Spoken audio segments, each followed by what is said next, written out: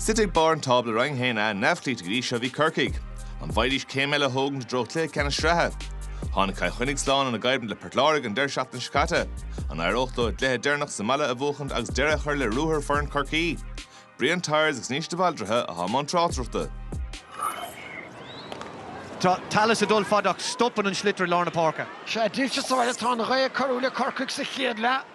Níl an teanga bháil san úntacha ge Fitzgibbonach tá deacreachtaíonn sa agus tá Connolly stig mé a chúl. Búirte go díalaga Hayes an eis!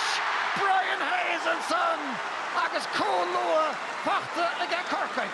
Go Hurling, Clisteach, Clasíoch, an tas. Van Gavecamid an seo rís fech brisin sé is Connolly Jense gohúntaach an slitter búchan ar burnach sin pass lávid an scó agus flick Hurling úntaach seansar beic Talas a cúl. Anias. Steach a Lorsley, Killian Doyle. Oh, pass Anias ar Fadenson, alive Uber Shears the Neerige. Mikey Carinish, Ferg O'Ryan. Isteach go dasan sa. On Cody Godisha on Ferma. Facht again Niall O'Leary Shin. Nish Owen Downey, Patun Geshud Massey Kyoan. Sostelin Chulin, Agata Facht Tiger. Corcaigh a stócha ach began chóir seo a ge Cill Chainnigh sa tarnala. Súra Corcaigh Timple and Son Richie Reid agus tá sé facht ge Hugh O'Connor atá tosna ar a hénig go chuir an úl O'Connell tá san tóiste go Hurling.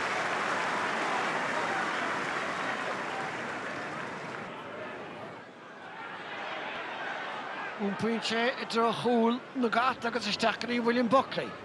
Dyn yr agmeg yn mech sy'n is dacra siwd a hyn y chwyd yn nŵl tron o'n fort nis tryma ach ta ffarel ydych chyd na bar tac ein mach ag sy'n ein 3 pwynt y be ag e Corcaigh yn ach y beidr nwch y second. Hánig sin ó ceann fada Corcaigh a búchant an brise. Sé neomot nw marsin le dul marsin gyda yn risha. O mach le Paddy Deegan, sgwrsan da chofar y chiapas o'r da hylesig e Tim O'Mahony. Seach a dro William Buckley agus ceanna fós a dim na cúilí rá to scór na ge Corcaigh. Níl gairí leis a tosa seachún Dara Fitzgibbon. Tosa Deireadh Barney a Oscailt. Killian Doyle a bhrúlmach le góling ach tá Fitzgibbon treis pínta anna hoachta a chláú na Corcaigh. Aiste dag sé Corcaigh ar an lás fear an son again Dusty and Bastion, Paddy Deegan mátá, deis is again Blanchfield, Lascalt isteach aige agus sin pínta anna bhreo again Bernard Parker. Bulger heachtar nas ar a barc isteach an son le Dara Fitzgibbon.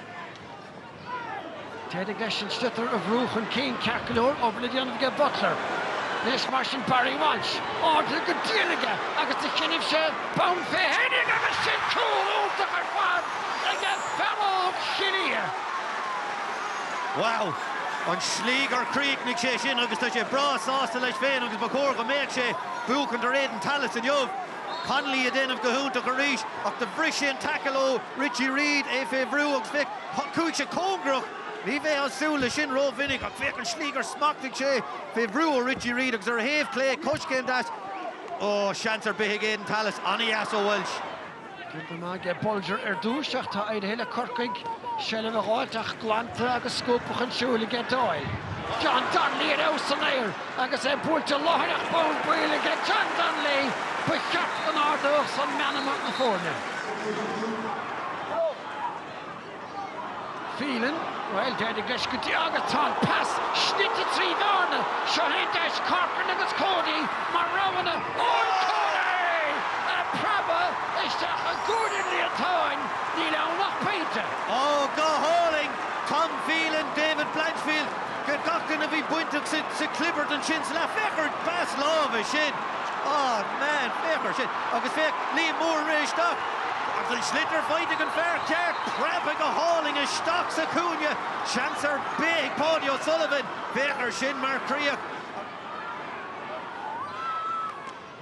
Nis tá cúpla neomad Cattinson le hathar agus sothag a súd, ná de luha réist agus é tóg a láine a le hit the chúlaige Alan Walsh a will Chef for a second in the Buaicphointí. Oh, Bhí sin dóchret an Yadar Gaig go minic is a derm na sin, but Iran sin de Tusan or Hoshin on Crocus a Gway mar sin, agus nor Hotu mar on Etelt mar sin. Amachcadí Tom Phelan, Carson Council Bula Isho, Jerry Milrick, Sanaj Gart, and Leaguer Order, the Pretty Strahabuti against Corcaigh, Cill Chainnigh against Ben O'Connor. Soft field, wind and rain, bit of a trip down, 3 weeks off, so delighted with the boys performed. We had hoped with the breeze to be up a few points more at half time, but that isn't the way it was. So at half time the boys just said they were going to dig in here. We're delighted with it, delighted to come down here. As I said beforehand, I've been down here a good few times. I don't think I ever got a win down here, and like this is only the second time in 10 times coming down here that we've got a win out of it. Like, so delighted, learned a lot about fellas today.